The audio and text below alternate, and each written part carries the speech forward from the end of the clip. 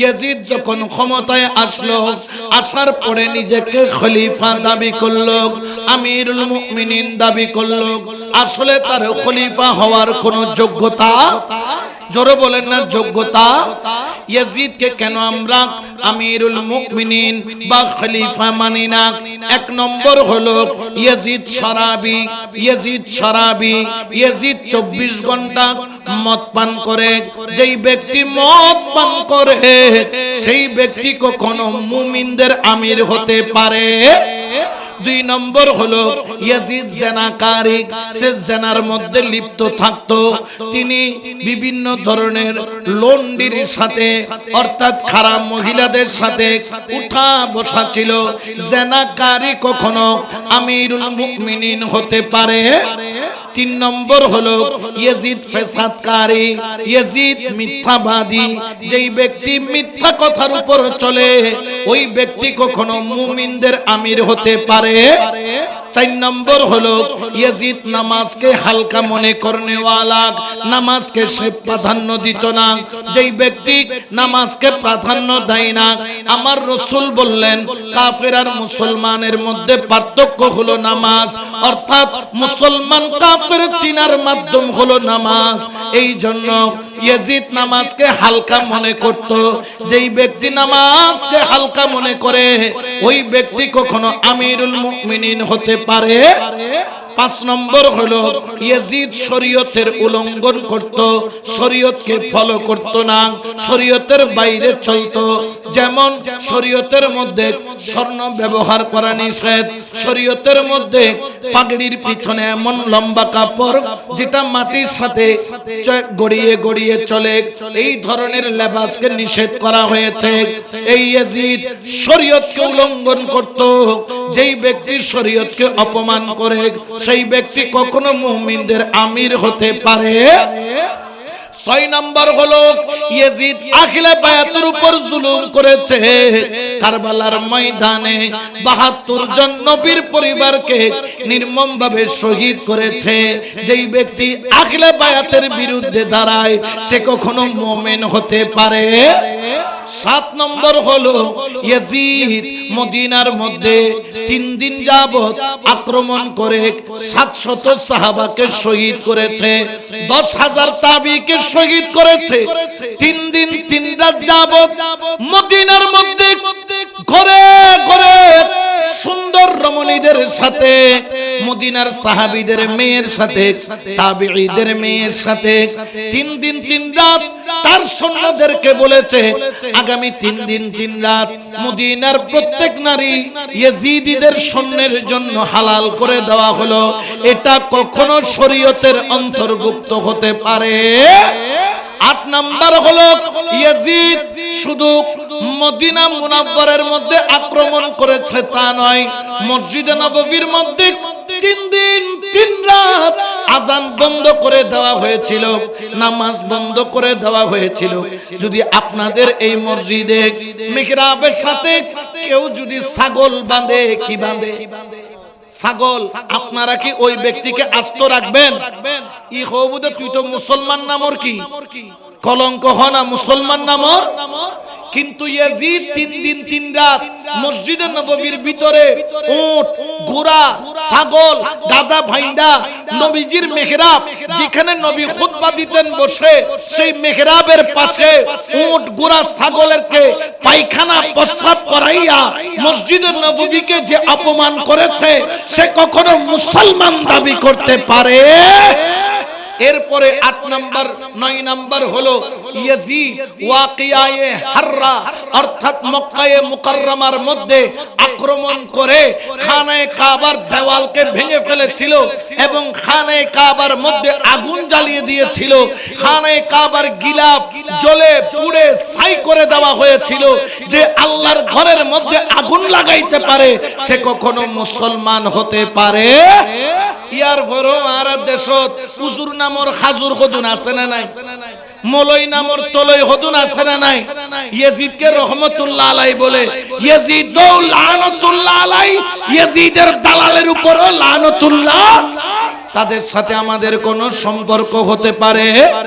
এই জন্য শায়ের বলেন, এ হুসাইন নবীজির আওলাদ সালাম জানাই মোরা তোমায়, সালাম জানাই মোরা তোমায়। সবাই মোহাব্বতে বলেন, এ হুসাইন নবীজির আওলাদ সালাম জানাই মোরা তোমায়, সালাম জানাই মোরা তোমায়। জানি না কেমন করে ছিলেন নবী সোনার মদিনায়, যে সময় দিল সীমার তোমার গলায় তলোয়ার চালায়, যে সময় দিল সীমার তোমার গলায় তলোয়ার চালায়। সালাতুনিয়া।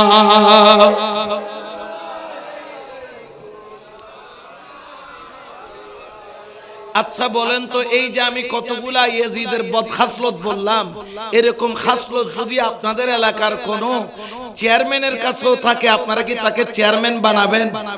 জোরে বলেন না বানাবেন? যে এলাকার চেয়ারম্যান মসজিদকে অপমান করবে তারা কোনোদিন ভোট দিবেন? এখন ইয়াজিদ দেখলো তার ক্ষমতা যদি বাঁচাইতে হয় তাকে কিছু ফর্মালিটি মেনটেন করতে হবে। বলে কি ফর্মালিটি মেনটেন করতে হবে?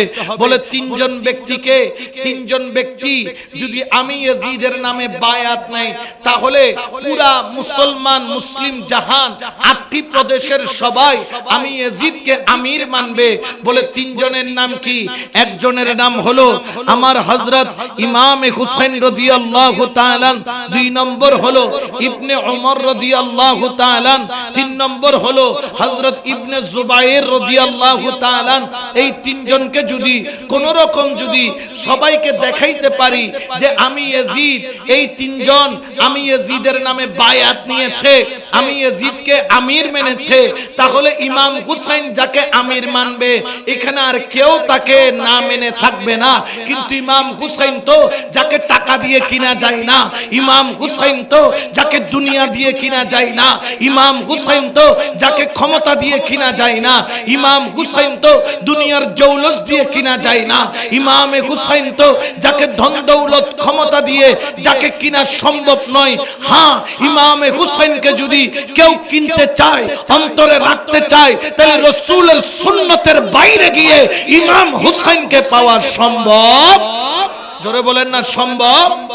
এখন ইয়াজিদের কাছে তো নবীর সুন্নত নাই, ইয়াজিদের কাছে তো নবীর আদর্শ নাই। ইয়াজিদ কি করলো? মদিনার গভর্নর যে ছিল, মদিনার গভর্নরকে চিঠি প্রেরণ করে দিলেন। মদিনার গভর্নর ওয়ালিদ ইবনে উকাবা তাকে চিঠি লিখে দিলেন, হে ওয়ালিদ ইবনে উকাবা, যেমনে পারো এই তিনজনের কাছ থেকে আমি ইয়াজিদের নামে বায়াত নাও, যা করা লাগে তাই করো, কিন্তু বায়াত নিতে হবে। এখন মদিনার গভর্নর যে ছিল ইয়াজিদের টাকার উপর চলে, কিন্তু আখিলে বায়াতকেও ভালোবাসে। এখন কি করবে চিন্তার মধ্যে পড়ে গেল। ইয়াজিদের এই মদিনার গভর্নর যে ছিল ওয়ালিদ ইবনে উকাবা, তিনি ইমাম হুসাইনকে চিঠি লিখে পাঠালেন, সৈন্য প্রেরণ করলেন। ওয়ালিদ ইবনে উকাবা চিঠি লিখে বললেন, আমি মদিনার গভর্নর আই হুসাইন আপনাকে একটু ডাকতেছি, আপনি একটু আমার সাথে দেখা করেন। যখন এরকম চিঠি তিনজনের কাছে গেল, একজন হলো ইমামে হুসাইন, 2 নম্বর হলো হযরত ইবনে ওমর, 3 নম্বর হলো ইবনে জুবাইর। তিনজনের কাছে যখন একই চিঠি, হযরত ইবনে ওমর ইবনে জুবাইর বললেন, আয় মাওলা হুসাইন, মনে হয় কোনো অঘটন ঘটেছে, আপনি যাবেন না? বলে আমি তো ওয়াদা দিয়েছি যাব। আওলাদ রাসূল তো ওয়াদা বরখেলাফ করতে পারে? আপনি যাবেন না? তিনি বললেন আমি যাব, কারণ আমি ওয়াদা দিয়েছি। এখন ওয়াদা পালন করা, আওলাদে রাসূল কখনো ওয়াদা বরখেলাপ করে না। বললেন হুজুর আপনি যদি যেতেই চান, দেখা করতেই চান, তাহলে সতর্কতার সাথে যাবেন, কিছু বডিগার্ড নেবেন। আমার হযরত ইবনে জুবাইর রাদিয়াল্লাহু তাআলা তিনি 12 জন বডিগার্ড, শক্ত মজবুত বডিগার্ড দিয়ে দিলেন। বললেন ওগো ইমামে আলী মাকাম, আপনি ওয়ালিদ ইবনে উকাবার কাছে গেলেও আপনি যদি একটু জোরে চিৎকার মারেন অথবা জোরে কাশি দেন, আমার এই 12 জন বডিগার্ড বাইরে ধারণা থাকবে, আপনার আওয়াজ শোনার দেরি তারা যাইয়া ওয়ালিদ ইবনে উকাবার রফা দফা করে ফেলবে। আর যখন ইমামে হুসাইন ওয়ালিদ ইবনে উকাবার কাছে গেল, সেখানে মারওয়ান নামের ওই কুলাঙ্গার ছিল। সে বললেন এত কথা বলার দরকার নাই, কোন রকম ইমাম হুসাইনের থেকে বায়াত নিবা, না হলে এই তখ্ত থেকে বের হতে দিবা না, এই গভর্নর ভবন থেকে বের হতে দিবা না, হুসাইনকে জায়গার মধ্যে শেষ করে দিবা। ইমাম হুসাইন রাদিয়াল্লাহু তাআলা তিনি যখন গভর্নর বোর্ডের মধ্যে প্রবেশ করলেন, তখন ওয়ালিদ ইবনে উকাবা বললেন ইয়াজিদ খলিফা হয়েছে, আপনি ইয়াজিদের নামে বায়াত নেন। ইমামে হুসাইন হিকমত অবলম্বন করলেন, হাও বললেন না, নাও বললেন না। তিনি এক রায়াতের মধ্যে আছে তিনি একদিন সময় চেয়েছেন, দ্বিতীয় রায়াতের মধ্যে আছে তিনি বললেন আমি ইমামে আলী মাকাম, আমি ইমামে হুসাইন, আমি যদি কারো নামে বায়াত নেই গোপনে নিতে পারি না, নিলে প্রকাশ্যে নিব। অর্থাৎ আপনি মানুষ জড়ো করেন সেটা সকাল বেলা দেখা যাবে, আমি অন্ধকারে তো বায়াত নিতে পারি না। এই কৌশল অবলম্বন করে ইমামে হুসাইন সেখান থেকে বের হয়ে যাচ্ছেন, কিন্তু মারওয়ান নামের ওই কুলাঙ্গার সে বারবার ওয়ালিদ ইবনে উকাবাকে প্রস্তাব দেওয়া আরম্ভ করলেন, আপনি হুসাইনকে যেতে দিয়েন না, হুসাইনকে যদি একবার ছেড়ে দেন আর হুসাইন আপনার হাতে আসবে না। এই বলি ইমামে হুসাইনকে মারতে যাওয়ার জন্য উদ্বুদ্ধ করে তখন ওয়ালিদ ইবনে উকাবা বলেন যে ইমাম হুসাইন একটা দিনের সময় চেয়েছে, আমি তো ওনাকে না করতে পারি না, হাজার হলেও তিনি ফরজান্দে মুস্তাফা। সুবহানাল্লাহ বলেন। ইমামে হুসাইন বুঝতে পারলেন মদিনায় আর ওনার থাকা হবে, তিনি মদিনা মুনাওয়ারার সেখানে গিয়ে বিবি আত্মীয় স্বজনকে বললেন তোমরা তোমাদের যত কিছু গোছানোর দরকার গোছাও, আমরা কিছুক্ষণের মধ্যেই আমরা রওনা দিব, আমরা মদিনা ছেড়ে মক্কায় চলে যাব। কারণ আমি হুসাইন যদি ইয়াজিদের নামে বায়াত নিয়ে নিই, কিয়ামত পর্যন্ত পৃথিবীতে ইয়াজিদি পাওয়া যাবে, হুসাইনি আর পাওয়া যাবে। এখন ইমামে হুসাইন রাত্রিবেলা সবকিছু গোছগার করে নিলেন, মদিনা তো ছাইরা যাইতে চাই না, কারণ মদিনায় তো হুসাইনের কলিজার টুকরা, মদিনার মধ্যে ইমামে হুসাইনের হৃদয়ের খনি আমার দয়াল নবীর রওজা। সুবহানাল্লাহ বলে না। আচ্ছা মদিনায় গেলে কখনো কি আসতে মন চায়? যারা উমরা করেছেন, হজ করেছেন, যতগুলা মানুষ আপনি জিজ্ঞেস করবেন, তাকে বলবেন যে আচ্ছা বলেন তো আপনি শান্তি বেশি মক্কায় পাইছেন না মদিনায় পাইছেন?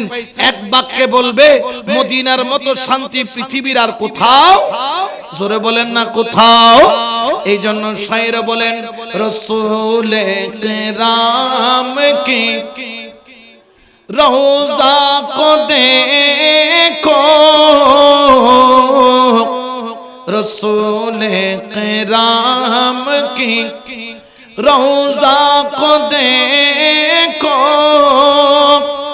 हकीकत में काबा है, काबा को देखो सला दुनिया।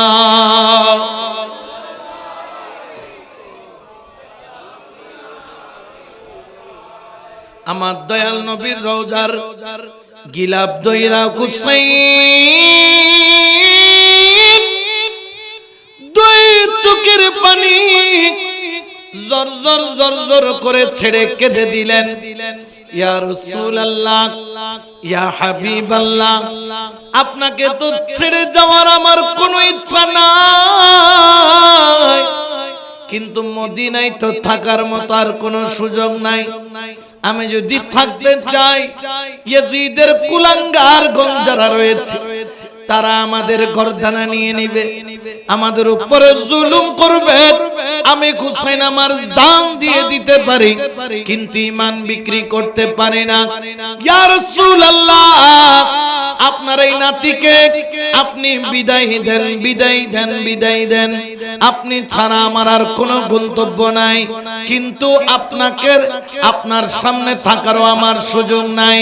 মদিনা ওয়ালা দরবার থেকে দুই চোখের পানি ছেড়ে ছেড়ে সেখান থেকে বিদায় নিয়ে মক্কায় চলে গেলেন।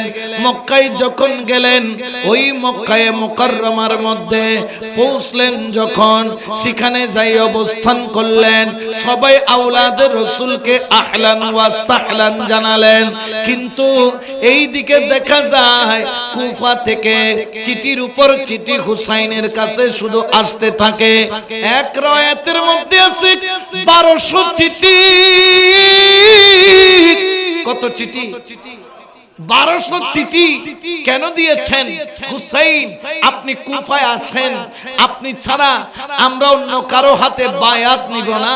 আপনি হুসাইন আসেন, কিন্তু হুসাইন 1200 চিঠির উত্তর দেয় না। কিন্তু হযরত হানি ইবনে উরওয়া নামের একজন ব্যক্তি আহলে বায়াতের প্রেমিক ছিল, তিনিও শহীদ হয়েছিলেন কুফার মধ্যে। তিনি একটা চিঠি লিখলেন, ওগো ইমামে আলী মাকাম আওলাদে রাসূল, আপনি যদি কুফায় না আসেন, আমাদের যদি আপনি যদি কবুল না করেন, কাল কিয়ামতের ময়দানে আপনার নানা জানকে বলবো, ইয়া রাসূলুল্লাহ, আমরা তো হক পথে থাকতে চেয়েছিলাম, কিন্তু হুসাইন তো আমাদের ডাকে সাড়া দেয় নাই, যার কারণে আমরা ইয়াজিদের হাতে বায়াত নিয়েছি। এই কথা লিখে যখন চিঠি লিখলেন, ইমামে হুসাইনের চোখের পানি পড়া আরম্ভ হলো। কারণ ইমামে হুসাইন নানা জানের অসম্মানী কখনো মেনে নিতে পারে না। উচ্চ আওয়াজে বলেন না সুবহানাল্লাহ। এইদিকে হজের মৌসুম, ইমামে হুসাইন মনে করলেন হজটা করে তিনি বের হবেন। হজের মৌসুম চলে আসতেছে, আগামী মাসেই হজ হবে, তিনি আস্তে ধীরে যাবেন। কিন্তু মক্কায় যারা ইমাম হুসাইনের সাথী সঙ্গী ছিল, সাহাবায়ে কেরামগণ যারা ছিল, তারা ইমামে হুসাইনকে যেতে দিলেন না। তারা বললেন, ইমামে হুসাইন, আপনি একটা কাজ করেন, আপনি যাওয়ার আগে আপনার একজন প্রতিনিধি আপনি ওই কুফার মধ্যে পাঠান। আপনার প্রতিনিধি যদি আপনাকে চিঠি দেয় যে হ্যাঁ কুফার হালত ঠিক আছে, কুফার মানুষ ঠিক আছে, কুফার মানুষ আপনাকে চায়, তাহলে আপনি যাইয়েন। নির্ধারণ করা হলো হযরত মুসলিম বিন আকিল রাদিয়াল্লাহু তাআলা, তিনিও যখন আমার মাওলা হুসাইনের ইজাজত পেলেন, তিনিও মাওলা হুসাইনের ইজাজত নিয়ে কুফার দিকে রওনা দিলেন। বড় করে বলে সুবহানাল্লাহ। কুফার মধ্যে যখন গেলেন, ওই কুফার মধ্যে যখন পৌঁছলেন, সেখানে কুফার গভর্নর ছিল নৌমান ইবনে বশীর। কুফার গভর্নরের নাম কি? নৌমান ইবনে বশীর। সে কিন্তু আহলে বায়াতকে ইজ্জত করত। মুসলিম বিন আকিল যখন গেলেন, প্রথম দিনই 17,000 মানুষ, কত হাজার? 17,000 মানুষ একদিনে বায়াত নিছে। কত হাজার? এরপরে 3 দিনের মধ্যে কত হাজার? 40,000। কত হাজার? 40,000 মানুষ বায়াত নিল। মুসলিম বিন আকিল বুঝতে পারলেন যেখানে 3 দিনে 40,000 মানুষ বায়াত নাই, সেখানে তার কোনো চিন্তা নাই। তিনি চিঠি লিখলেন, ও মাওলা হুসাইন, আপনার নামের উপর আমি মুসলিম বিন আকিলের হাতে 40,000 মানুষ বায়াত নিয়েছে।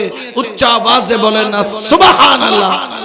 হযরত মুসলিম বিন আকিলের সাথে 2 সন্তান ছিল, একজনের নাম হলো মুহাম্মদ, একজনের নাম হলো ইব্রাহিম। কয়জন? জোরে বলেন না কয়জন? একজনের বয়স 7, একজনের বয়স 8। আওলাদে রাসূলদেরকে পেয়ে কুফার মানুষ জয়ধ্বনি দিতে লাগলো। এইদিকে আওলাদে রাসূলের শান বুলন্দ হচ্ছে, ওইদিকে কুফার ইয়াজিদ ভক্তরা ইয়াজিদের কাছে চিঠি লিখেছে, নৌমান ইবনে বাশিরকে আপনি তো কুফার গভর্নর বানাইছেন, আর বেশি দিন লাগবে না, এক সপ্তাহ যদি যায় তাহলে নৌমান ইবনে বাশির কুফা পুরা মুসলিম বিন আকিলের হাতে তুলে দিবে। তাড়াতাড়ি নৌমান ইবনে বাশিরকে আপনি কুফার গভর্নর থেকে খারিজ করে একজন শক্ত জালেম, একজন হুকুমরান অর্থাৎ গভর্নর আপনি কুফার মধ্যে পাঠান। ইয়াজিদের চিন্তা কমলো না বাড়লো? জোরে বলেন না কমে না বাড়ে? আরো জোরে বলেন না কমে না বাড়ে? ইয়াজিদ এমন একজন ব্যক্তিকে বেছে নিল, যার নাম হলো ইবনে জিয়াদ। যার নাম জিয়াদ। ইবনে জিয়াদকে যার মায়ের পরিচয় আছে কিন্তু বাবার পরিচয় মারজানার ফুয়া, হার ফুয়া, মারজানার ফুয়া হইবে কিয়া হতে মারজানার ফুয়া। আরবের মধ্যে যদি কাউকে মায়ের নাম ধরে নিসবত করে এটা কিন্তু অপমান। কারণ কি? বাবার নাম না পাওয়ার কারণে কার নাম নেই? মার নাম নাই, মারজানার ছেলে। কিন্তু ইবনে জিয়াদ, তোমার আব্বার নাম কি? বলে আমার আব্বার কোনো খবর নাই। কিভাবে হয়েছে তার কোনো ঠিক ঠিকানা? ইবনে জিয়াদ সে এত বেশি ভয়ঙ্কর ছিল যে ইবনে জিয়াদের মন পাথরের চাইতে কঠিন। এত কঠিন একজন ব্যক্তিকে এই ইয়াজিদ ক্ষমতা দিল কেন? বলতে তুমি তো এক জায়গার গভর্নর আছো, তোমাকে এখন একটা গভর্নর নয় দুইটা গভর্নর গিরি তোমাকে দিব, কিন্তু ইমাম হুসাইনকে, মুসলিম বিন আকিলকে যে কোনো উপায়ে তোমাকে রদ করতে হবে, শেষ করে দিতে হবে। এই হুসাইনকে যতক্ষণ শেষ করবা না ততক্ষণ আমি ইয়াজিদ তখতের মধ্যে থাকতে পারবো না। তাহলে বোঝা যায় ইমাম হুসাইনের শহীদের পিছনে ইয়াজিদেরও হাত। জোরে বলেন না আছে কি নাই? নাইলে যে গভর্নর কেন পাল্টাইলো, ওকে কেন পাঠাইলো, কিসের জন্য পাঠাইলো? ইবনে জিয়াদ বড় চালাক এবং সে বড় কঠিন। সে দেরি করলো না, সে তার কিছু সতী সঙ্গী নিয়ে রওনা দিল। তবে সে তার সুরতে আসে নাই। সে কি করেছে? আওলাদে রাসূল যেভাবে কাপড় পরে, বংদের কি দে বং কি দর্জি দেয়, বং দর্জি দেয়, অর্থাৎ আওলাদে রাসূল যে রকম কাপড় পরে ওরকম সবুজ কাপড় পরে। কারণ ইয়াজিদিদের একটা কালার ছিল, তারা লাল রঙের আপনার কাপড় পরতো। এখন হুসাইনের কাফেলার বেশিরভাগ সবুজ রঙের, সাদা রঙের কাপড় পরতো। তা কি করলো? ইয়াজিদিদের তখতের কাপড় ছেড়ে হুসাইনিদের লেবাস পরে সৈন্য নিয়ে যখন ঢুকলো, সবাই মনে করলো ইমাম হুসাইন ঢুকেছে। আসলে এটা ইমাম হুসাইন। এটাকে ইবনে জিয়াদ বলেন না, ইবনে। আস্তে আস্তে সবাই তাকবীর দিয়ে দিয়ে আনতে, সে মুখ বাঁধা, মুখটাকে তার আঁচল এইরকম কাপড়ের ইয়া দিয়ে, আপনার পাগড়ির কাপড় দিয়ে বেঁধে রেখেছে। চিনার কোনো উপায় নাই। এখন সবাই মনে করেছে হুসাইন এসেছে। কুফার গভর্নরের হাউসের সামনে গিয়ে ইবনে জিয়াদ যখন মুখ খুললো, সবাই আসমান থেকে পড়লো। তাড়াতাড়ি সে কুফার গভর্নরের যে বোর্ড সেখানে ঢুকে বললেন, সঙ্গে সঙ্গে ওইখানে যে নৌমান ইবনে বাশির ছিল তাকে বললেন, এই নাও, আমাকে নতুন গভর্নর দিয়েছে, তুমি এখন বের হয়ে যাও, তোমাকে দিয়ে আর কুফার গভর্নরগিরি চলবে না। সঙ্গে সঙ্গে ইবনে জিয়াদ যখন ক্ষমতায় বসলো, দেরি করলো না, ইয়াজিদের যেই পরামর্শ, ওই পরামর্শ অনুযায়ী কাজ করা আরম্ভ করলো। এক নাম্বার কাজ হলো কি? আস্তে করে গুপ্তচর আওলাদে রাসূলের ভিতরে ঢুকিয়ে দিল। যেই রকম ইসরায়েলিরা জায়গায় জায়গায় মোসাদের এজেন্ট ঢুকায় দেয়, ওই রকম ইসরায়েলিদের কায়দায় আস্তে করে আওলাদে রাসূলের ভিতরে টাকা পয়সা দিয়ে গুপ্তচর ঢুকায়া দিল। গুপ্তচর মুসলিম বিন আকিলের কাছে কারা আছে তাদের সবার নাম পরিচয় দিলেন। ইবনে জিয়াদ সবাইকে একদিন দাওয়াত দিলেন, বলতেছেন আজকে আমি ইবনে জিয়াদ তোমাদেরকে নিয়ে একটু কিছু কথাবার্তা বলবো, আমার দাওয়াতটা কবুল করো। আরবের নিয়ম হলো যাকে দাওয়াত দেওয়া হয় তাকে বন্দী করা হয় না। দাওয়াত দিল সত্য, কিন্তু তাদেরকে দাওয়াত খাওয়ানোর জন্য নয়, নয়, হুসাইনের প্রেমিকদেরকে বন্দী করার জন্য ষড়যন্ত্র করলো এবং দাওয়াতের মধ্যে যারা আসলো সবাইকে বন্দী করা হলো। উচ্চ আওয়াজে বলেন নাউজুবিল্লাহ। এখন এই যে দাওয়াতের নাম দিয়ে বন্দী করা, এটা কখনো মুসলমানের কাজ হতে পারে? এখন ইবনে জিয়াদ কি করলো? বন্দিত করলো। তাদেরকে বন্দী করার পরে ওখানে একজন আশিকে রাসূল ছিল, আশিক আহলে বায়াত ছিল, যার নাম হযরত হানি ইবনে উরওয়া রাদিয়াল্লাহু তাআলা। তাকেও বন্দী করা হলো। লম্বা ঘটনা। তাকে শুধু বন্দী করা হয় নাই, তাকে শহীদ করা হলো। মুসলিম বিন আকিল রাদিয়াল্লাহু তাআলা তার আশিকদেরকে বন্দী এবং শহীদ করার কারণে 40,000, কত হাজার?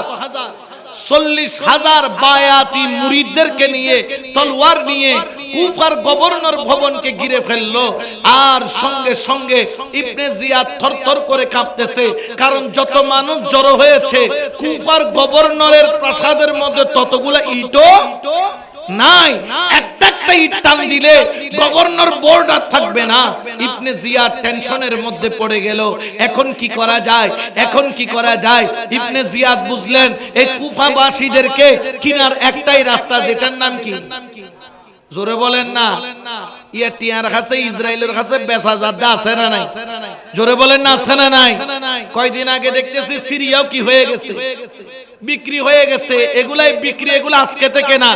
যেই দিন থেকে তারা হুসাইনের বিরুদ্ধে গিয়েছে ওই দিন থেকে তারা বিক্রি হইতেছে। তারা কখনো মদিনা ওয়ালার গোলাম হতে পারে? টাকা দিয়ে কিনতে চাইলো, কিন্তু অনেককে কিনতে পারলো, অনেককে কিনতে পারলো না।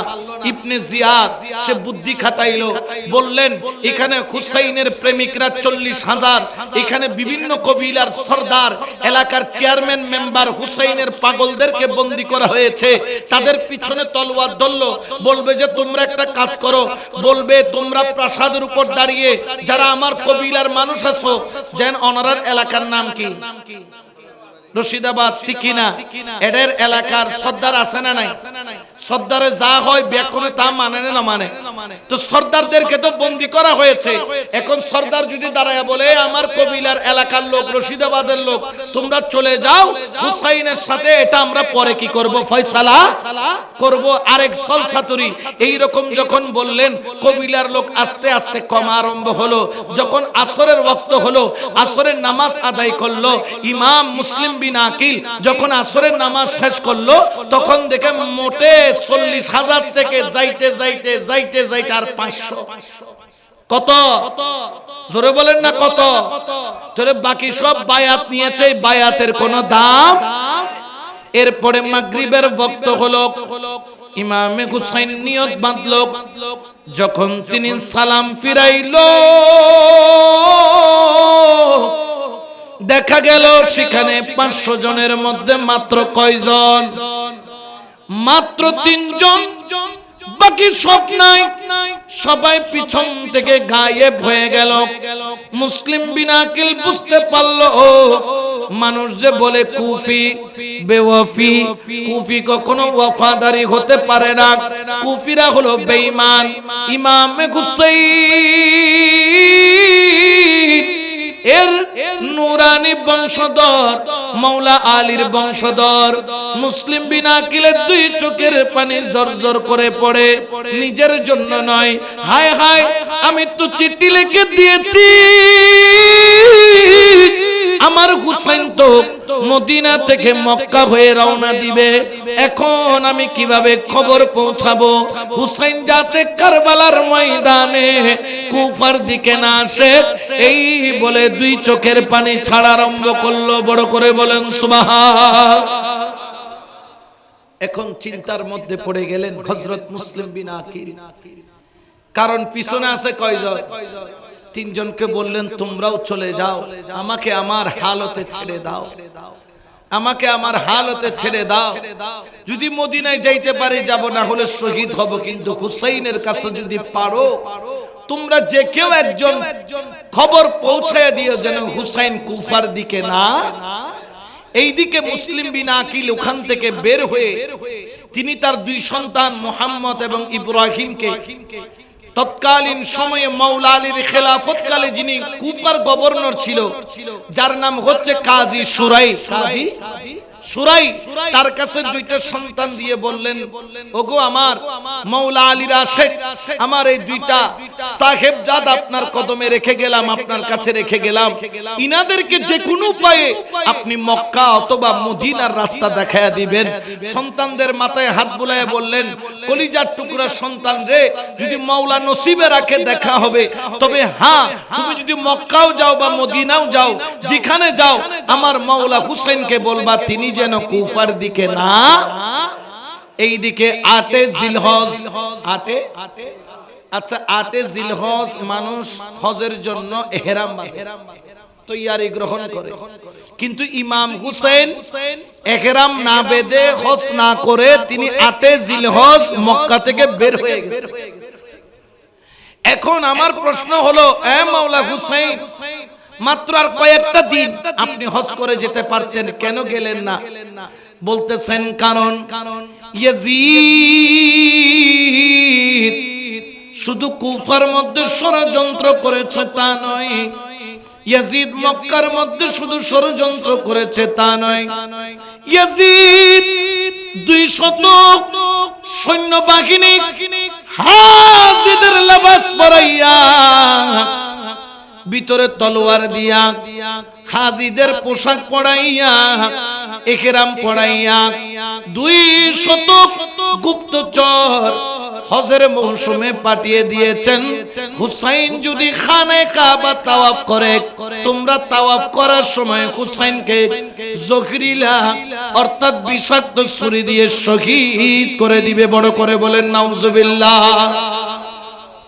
এই চক্রান্ত যখন হুসাইন জানতে পারলেন, তিনি আর মক্কার মধ্যে থাকার আর কোন সুযোগ, ইমামে হুসাইন রাদিয়াল্লাহু তাআলা তিনি 8 জিলহজ তিনি সোজা মক্কা থেকে কুফার দিকে রওনা হয়ে গেলেন। ওই দিকে মুসলিম বিন আকিল বড় পেরেশান, বন্ধু নাই, বান্ধব নাই, আত্মীয় নাই, স্বজন নাই, যারা ছিল সবাই তো আমার ইমামে হুসাইনের আশিক যারা ছিল, কেউ কেউ শহীদ হয়ে গেল, কেউ কেউ পলায়ন করলো, 40,000-এর মধ্যে একজনও নাই।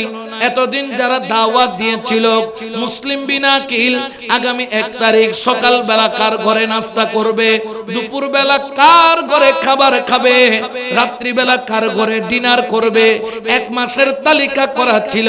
কিন্তু দেখা গেল এইখানের মধ্যে যারা হুসাইনের জন্য নিজের ঘরে মেহমানদারি করত, মুসলিম বিন আকিলকে দাওয়াত দিয়েছিল, কিন্তু দেখা যায় একটি দরজাও মুসলিম বিন আকিলের জন্য আর খোলা নাই।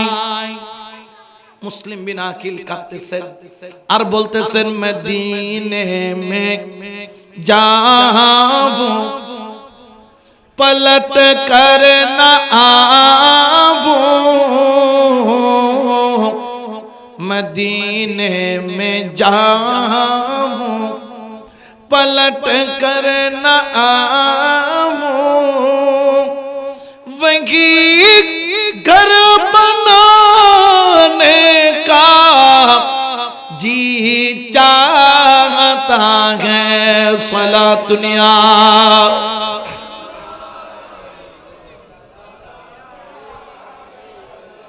मुस्लिम बिन आकिल रात्रि बेलार कोनो घरेर दरजा तार जन्य खोला, এতক্ষণ কে কোন বেলা দাওয়াত খাওয়াবে লিস্ট হয়েছে, কিন্তু এখন আর আওলাদে রাসূলের পক্ষে দাঁড়ানোর কোন লোক। আমার মুসলিম বিন আকিল কুফার গলিতে গলিতে ঘুরে ইবনে জিয়াদ চারিদিকে 144 দ্বারা জারি করে দিল, যেই ব্যক্তি আমার মুসলিম বিন আকিলকে জায়গা দিবে, ওই ব্যক্তিকে আমার মুসলিম বিন আকিলকে জায়গা দিবে, তাকে ইবনে জিয়াদের তলোয়ারের নিচ দিয়ে যেতে হবে। বড় করে বলেন নাউজুবিল্লাহ।